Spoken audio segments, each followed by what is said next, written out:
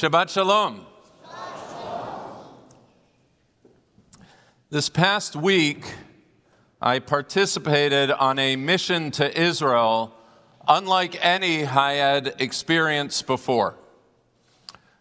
The mission's convener was a Jewish not-for-profit called Encounter, and together with other communal leaders, we spent the week in dialogue with Israelis and Palestinians, thought leaders, politicians, men, women, old and young, from all sides of the political spectrum and both sides of the Green Line. Such cross-cultural exchanges are always charged, and you can only imagine what it was like with the backdrop of war. What made this particular visit unprecedented was not just with whom we met or the makeup of our group, but the fact that our group were Jewish communal leaders, rabbis, educators, not-for-profit leaders, and also our children. Each one of us, myself included, was asked to bring one, in some cases more than one, of our Gen Z kids. Of all of the subplots of this war, one that's affecting so many American Jews and our families is the manner by which it is being perceived differently by my generation and our children's generation. All the more so if you're a parent running a Jewish institution or one of those parents' children. The goal of our trip, modest yet bold, was to ensure that whatever we were going to see and whoever we were going to hear, we would do so together. A pilot program, aspects of which will be replicated in our just announced Park Avenue parent-teen trip to Israel this June, aimed at creating a shared language by which the Jewish generations can navigate the uncharted and often tempestuous waters of our time. I arrived back yesterday morning. It's all still very raw and unformed. I have, as you can imagine, an incredible amount to share, and somehow it feels better to do so in a non-sermonic format that will lend itself to back and forth. So for starters, for those of you who can make it, my Tuesday morning class this week, in person and on Zoom, will be given over to sharing my reflections and answering your questions on who I met and what I saw.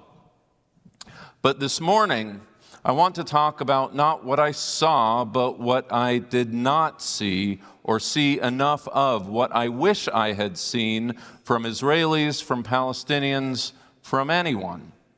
In a word, empathy.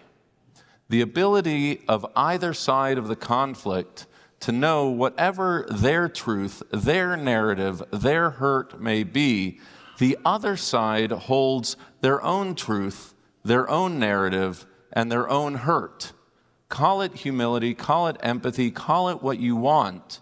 The small but momentous act of knowing and acknowledging that whatever it is you are going through, someone else is going through it, but differently. That I did not see. Let me explain. Israelis are a people living through unspeakable trauma. The horrors of October 7th, the continued plight of the hostages, the soldiers killed and injured in defense of their country, all to ensure that October 7th will never happen again. The mothers and fathers and sisters and brothers and sons and daughters who go to sleep each night unsure if their loved one will come home. Not just the hostage families, soldiers, and evacuees, but everyone. There is not one Israeli family who is not directly or indirectly impacted by a brutal and now 463-day-old conflict. There is no post-traumatic amongst Israelis. It is real-time traumatic, and it is all the time. And at the same time, Palestinians are a people living through unspeakable trauma. Tens of thousands of Gazans killed, millions displaced, cities reduced to rubble, family lines wiped out in their entirety, orphaned, hungry children with no discernible path forward. the mothers and fathers and sisters and brothers and sons and daughters who go to sleep each night unsure if their loved one will come home. Not just residents of Gaza, but Palestinians living in Ramallah, Nazareth, Jerusalem, or elsewhere, who, no different than you or I, feel a kinship, biological or otherwise, with our Israeli brothers and sisters, they feel with their Gazan family. There is no post-traumatic amongst Palestinians. It's real-time traumatic, and it is all the time. And while the fact that Israelis and Palestinians are two people in trauma is an observation so obvious that it verges on the unremarkable, what is remarkable, toxic, and ultimately tragic is that it's an observation that neither side is able to acknowledge. In my days there, and I want to be careful to name the limited scope of my visit and interactions, the traumas of the two sides are more often than not hermetically sealed one from the other. The Hebrew bookstores are filled with stories of the victims and the heroes of 10/7. The Palestinian bookstores filled with books on the victims of Gaza. The media and social feeds of one group are entirely independent from the other. Israelis not attuned to the pain of Gazans, and Palestinians not attuned to the pain of Israelis.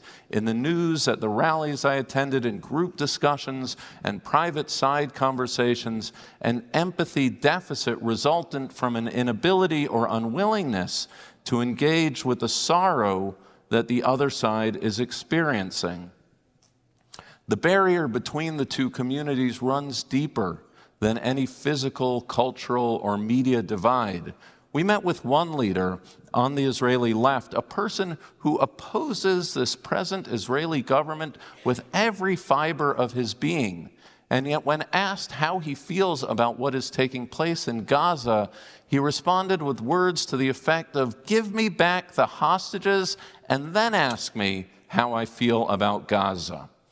We spoke with numerous Palestinian activists who, when asked if they could understand the trauma felt by Israelis on October 7th, could at best only bring themselves to see that trauma as self-inflicted in the context of a long-standing struggle for liberation, and for that matter, long since eclipsed by the carnage of their own people in Gaza. There was a Twilight Zone quality to it all, a willed refusal to engage with what is happening on the other side. And while we did, to be sure, meet with folk committed to dialogue, neither side was prepared to give anything but lip service to the possibility that, wounded as they were, so too the other side as well. And I get it. War is a dirty business. The point of armies is not to have the other side understand you or love you, but to fear you. Soldiers are sent into battle to achieve the goals of their mission, not to engage with the truth claims of their enemy. The Middle East is not a parlor game. The threats are real and existential, and here in this room we prioritize the interests, defense, and pain of our own people. That's what it means to be part of a family, biological, national, or global. It's not rocket science. When you are in pain, the last thing you want to do is acknowledge the pain of the other side. In the face of trauma, it's both understandable and human to burrow into the moral purity of one's own narrative and one's own sorrows. And while I understand the urge, and sometimes, if not oftentimes, follow that urge, when I stretch myself, when I think of the person, not who I am, but who I seek to be, I think to myself that I should always think not just of myself, but myself in relation to other selves and other people. One need look no further than the Joseph story, which we conclude this week, to see the consequences of what happens when folk are unwilling or unable to countenance a reality different than their own. The young tale-bearing Joseph, who in the house of his father is so insensitive to the effect his words, his father's favorite son, have on his brothers. And the brothers, whose hatred for Joseph went so unchecked to the point that it was transformed to physical harm and the near dissolution of the first family of our people. The resolution of our story only comes by way of the willingness of the brothers, after decades of enmity, separation, and hurt, to acknowledge each other in their humanity. Last week, when Judah gives voice to the consequences the brothers' youthful wrongdoing had on Joseph and their father Jacob, or this week, when Joseph magnanimously embraces his brothers no matter their imperfections, not perhaps because he forgave them, but because he realized he had to move forward and live with them. The resolution of the Joseph story is not a neat and tidy one, and it may not even be a resolution. It is, however, an object lesson in how to get through this world, from the moral purity of our youthful certainties to the mature willingness to engage, no matter how uncomfortable, with the truth of others. The Joseph story offers a roadmap by which families can journey through our complex world. Returning home to the States, I find myself standing at a crossroads. On the one hand, I'm more intent than ever to work towards bringing an end to the hostilities between the Israelis and Palestinians. On the other hand, I'm more aware than ever of the limited role I play and American Jewry plays in this intractable conflict and insoluble drama. Besides, in a world inhabited by people who would seek the harm and destruction of my people, in a world where the hostages are still captive, is it really a good use of my time to ask such questions? What are my marching orders? What can I do? What role can I play, you play, or our community play? I am, as you can get the sense, searching for an answer. It was only just yesterday that I got off the plane.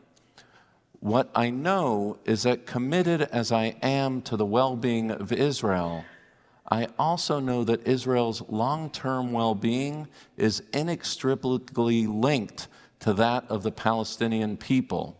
They are, by extension, by necessity, and by the obligations of my humanity, the object of my concern. Canceling ideas merely because they make me uncomfortable is a moral cowardice that I will not countenance. I must ask such questions, and as rabbi, I must seek to provide guidance to such questions. For lack of a 10-point plan, perhaps my first step is merely to do that which I didn't see much of this past week, and I don't see happening much anywhere lately, to champion those voices willing to see the humanity we, the Israelis and Palestinians, share in common, to see that stories, all stories, are heard in a way that sometimes comforts and sometimes challenges, to teach through my example that authentic dialogue is the precondition to empathy, to model a community that affirms that holding our collective pain and defending the safety of our people doesn't preclude us from feeling the sorrow of another, to lead a congregation that rejects the illusionary appeal of moral purity and courageously embraces the uncertain and real world of moral complexity. As we close one book of the Torah and turn to the next, we know that redemption begins only when we endeavor to listen to those voices that seek to be heard. We may not be able to do it all, or even a fraction of what needs to be done, but let us resolve to do what we can do, the bare minimum, to listen to each other, to hold each other as we hold the trauma coursing through our shared humanity, a grieving humanity created equally in the image of God. Shabbat Shalom. Thank you for joining the Park Avenue Synagogue family. I hope you enjoyed the sermon. Please consider supporting our online community by scanning the QR code or by going to supportpas.org or by making a donation. Shalom and see you in Shul.